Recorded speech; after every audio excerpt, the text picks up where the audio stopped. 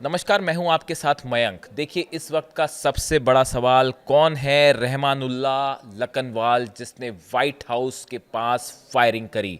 कौन है वो शख्स जिसने वाइट हाउस पर हमला करने की कोशिश की। इसको वाइट हाउस पर हमला भी कहा जा रहा है क्योंकि जिस जगह ये हमला हुआ अमेरिका में वॉशिंगटन डीसी में, वहाँ से वाइट हाउस पहुँचने में सिर्फ 3 मिनट लगते हैं। अगर आप पैदल भी चल के जाएंगे तो 3 मिनट में आप वाइट हाउस के अंदर दाखिल हो जाएंगे जिस जगह पर यह हमला किया गया। और जिस शख्स ने अमेरिका में वॉशिंगटन डीसी में गोलीबारी की, इसका नाम है रहमानुल्ला लकनवाल। अब ये शख्स के बारे में तमाम लोग पूछ रहे हैं, जानना चाहते हैं कि ये शख्स कौन है और इसने क्यों गोलीबारी करी। ये बड़ा महत्वपूर्ण है। मेरे बहुत सारे दर्शकों ने ये पूछा, इस तरह के सवाल किए। इसी वजह से मैं ये वीडियो बना रहा हूँ, ये फोकस करके कि इसकी जानकारी आप तक पहुँचाई जाए। देखिए, सबसे पहले तो ये घटना पूरी समझनी होगी कि ये घटना कैसे हुई। दोपहर को 2:15 के आसपास जो है ये घटना होती है कि वाइट हाउस के बेहद करीब जो मेट्रो स्टेशन है, वहाँ पे जो है फैरागट वेस्ट मेट्रो स्टेशन है, यहाँ पे कुछ नेशनल गार्ड्स जो है वो अपना गश्त कर रहे थे। इसी दौरान एक 29 साल का लड़का बाहर आता है। 29 साल काफ़ी कम उम्र होती है। 29 साल का एक नौजवान लड़का बाहर आया। उसके हाथ में एक शॉट गन थी। आपको हर चीज़ पर नज़र रखनी पड़ेगी कि किस हथियार से फायरिंग हुई, कैसे फायरिंग हुई, मोटिव क्या था। ये हमको समझने में मदद करेगा कि उसके पीछे उसका मकसद क्या था। इस समय पूरा अमेरिका ये जानना चाहता है आखिर इस शख्स ने फायरिंग क्यों की। देखिए, हम पहले घटना समझे कि कैसे फायरिंग हुई। ये शख्स बाहर आता है, सामने कुछ नेशनल गार्ड्स थे। ये वो नेशनल गार्ड्स हैं जो कि डोनाल्ड ट्रंप ने अपनी पॉलिसी के तहत जो है वॉशिंगटन डीसी में सुरक्षा के लिहाज से जो है वो तैनात किए हैं। ये बाहर आता है, एक कॉर्नर से निकल के आया, उसके हाथ में शॉट गन थी। उसने अंधाधुंध फायरिंग शुरू कर दी, जो कि गोलियां 2 नेशनल गार्ड्स को लगी हैं। और वो दोनों, पहले खबर आई कि दोनों की मौत हो गई, लेकिन फिर बाद में खबर आई कि मौत नहीं हुई है। बेहद गंभीर हालत में दोनों को अस्पताल में भर्ती कराया गया। जब गोलियों की आवाज़ सुनी, उसके बाद जो वहाँ पे और आसपास नेशनल गार्ड्स थे वो वहाँ पर पहुँचे और उन्होंने जो है क्रॉस फायरिंग करी, जिसमें जो है वो रहमानुल्ला जो है इसको गोली लगती है और ये भी घायल हो जाता है। इसको हॉस्पिटल ले जाया गया। अब देखिए, ये जो शख्स है रहमानुल्ला, जिसके बारे में इतनी चर्चा हो रही है, देखिए ये पहली बात तो ये है कि ये अफ़गानिस्तान का रहने वाला है। ये शख्स जो है ये अफ़गानिस्तान का रहने वाला है, बात नंबर 1। बात नंबर 2, ये जो है 2021 में अफ़गानिस्तान से अमेरिका आया था। और ये जो बाइडेन की जो पॉलिसी थी, देखिए 2021 वो वक्त था जब अमेरिकन फोर्सेस अफ़गानिस्तान से हट गई थी। और उसके बाद जो पॉलिसीज़ बनाई थी बाइडेन एडमिनिस्ट्रेशन ने, उसके तहत ये शख्स जो है वो अफ़गानिस्तान से अमेरिका आया था। और जैसा कि बताया जा रहा है कि लखनवाल जो शख्स है, Rahmanullah Lakhanwal, applied for asylum in 2024 and was granted asylum in April 2025 under the Trump administration. देखिए, उसके बाद उसने असाइलम भी अप्लाई किया था 2024 में, और उसको अभी इसी साल अप्रैल में जो है वो असाइलम भी दे दिया गया था। अब देखिए, कुछ चीज़ें बड़ी गौर करने वाली है कि ये इस शख्स ने हमला क्यों किया, ये समझना होगा। डोनाल्ड ट्रंप ने इसको तुरंत आतंकी घटना करार दिया है। वो उनके बारे में हम बात करेंगे कि डोनाल्ड ट्रंप क्या कह रहे हैं, लेकिन आप पहले बाकी चीज़ें समझिए, क्योंकि इस समय इसका मोटिव क्या था ये साफ नहीं हो पाया है। और पूरे अमेरिका के आप जितने न्यूज़ चैनल्स देखिए, उसकी मोटिव को लेकर अभी भी बड़ा डाउट है। देखिए, इसमें जो एमपीटी के executive assistant chief Jeffrey Correll है, जो वहाँ के अधिकारी हैं, इनका बयान आया, it appears to be a lone gunman that raised a firearm and ambushed these members of National Guard. इनका कहना ऐसा है कि ये शख्स अकेला था, इसके साथ कोई और नहीं था।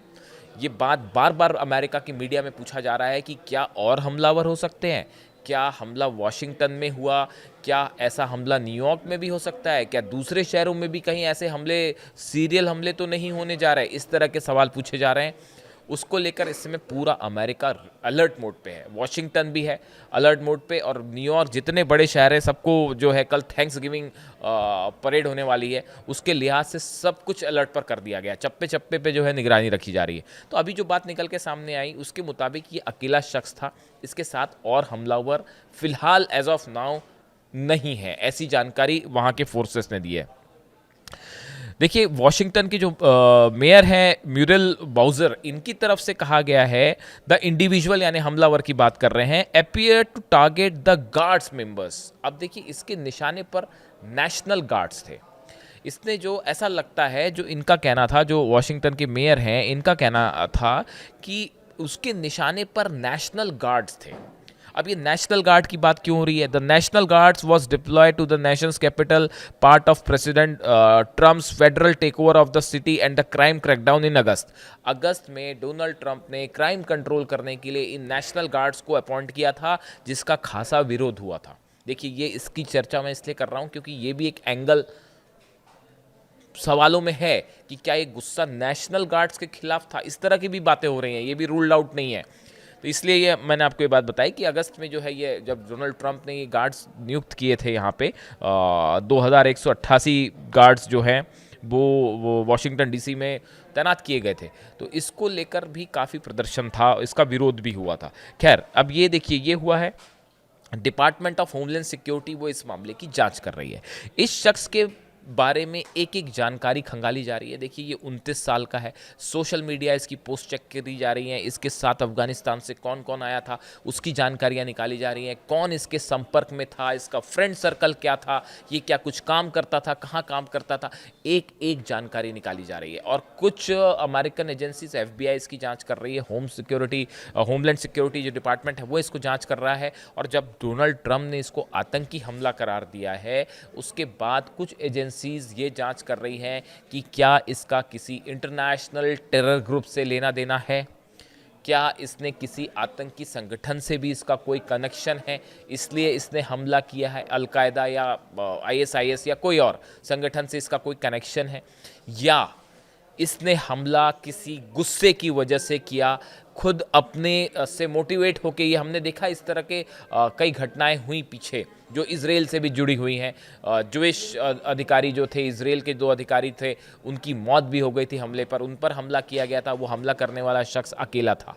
इस तरह की कई घटनाएं पिछले कुछ समय में अमेरिका में देखने को मिली हैं, जो इजरायली जो है वहाँ पे जूस जो हैं उनको टारगेट करके की गई। और उसमें जो हमलावर था उसका कनेक्शन किसी आतंकी संगठन से नहीं था, उसने खुद गुस्से में आके इस तरह की गतिविधियों का अंजाम दिया। फिलिस्तीन में जो जिस तरह से जंग हो रही है उसको लेकर, या जिस तरह से फिलिस्तीन में हालात हैं उसको लेकर गुस्से की वजह से किया। ऐसी कई घटनाएं पीछे हो चुकी हैं, तो हर एंगल से इस मामले की जांच हो रही है। फिलहाल 500 नए एक्स्ट्रा नेशनल गार्ड्स जो हैं वो वॉशिंगटन में तैनात कर दिए गए, और इस शख्स की पूरी जानकारी हो रही है कि ये कौन है, क्या है, कहाँ से इसका कनेक्शन था। इसकी जानकारियाँ अभी कुछ समय में सामने आएंगी। देखिए, Donald Trump called the shooting as an act of evil, an act of hatred, an act of terror. इन्होंने इसको तुरंत जो है वो एक आतंकी हमला करार दिया है। It was a crime against our entire nation. उन्होंने इसको देश के खिलाफ क्राइम करार दिया। Trump said the shooting underscore the single greatest national security threat facing our nation, saying the US must now re-examine every single alien from Afghanistan who has entered our country under Biden, and we must take all necessary measures to ensure the removal of any alien from any country who does not belong here or add benefit to our country। Donald Trump ने आदेश दे दिए हैं कि जितने Afghan citizens आए हैं America, उन सब की जांच की जाए, सबके इमिग्रेशन रोक दिए जाएं, एक एक शख्स की जांच की जाए कि वो उनका बैकग्राउंड चेक किया जाए, और जो है अच्छे से जानकारी निकाली जाए। उनका कहना है कि जो बाइडन प्रशासन के समय ये आए थे, उन्होंने एक बार फिर ठीक रहा, जो बाइडन एडमिनिस्ट्रेशन पे फोड़ दिया, जैसा वो कई मामलों में आरोप लगाते रहे हैं।